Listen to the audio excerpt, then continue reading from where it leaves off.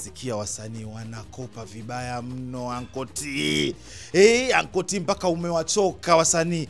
Zuchu, Nandy wanakopa vibaya kwa sababu si mtu wako. Akasema ili swali lazima nikamuuliza Ankoti.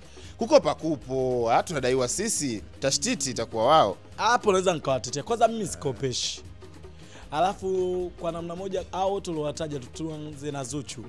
Zuchu nywele zake nyingi sana unazoziagizaga zinakuwa zipogo dukani. Kwa hiyo zinakuwa special order. Kwa hiyo ni lazima ilipiwe na ina cost a lot. Labda inaweza kuchukua nywele ikatengenezwa siku 40. Kwa hiyo hawezi kusema ati atakuwa order leo naomba nywele ya pinki afakwambia sio ikopa. Kwa sababu at least labda ingekuwa ipo dukani. Nywele zake nyingi sana wana order. Mtu akiona sijui kwa kavaa nani anaichukua na kwambia nataka nywele rangi kama hii, nataka ifanywe hivi, labda iongezee hivi. Kwa hiyo wale ni wanalipa.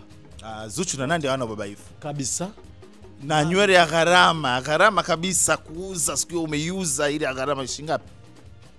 Nilimuuzia Zuchu tulioda ile nywele yake ya pinki. Kiasi gani? Umeanza kwa dola. Usaje dola na kujua. Sema tu hela zetu. Ndio kwa dola.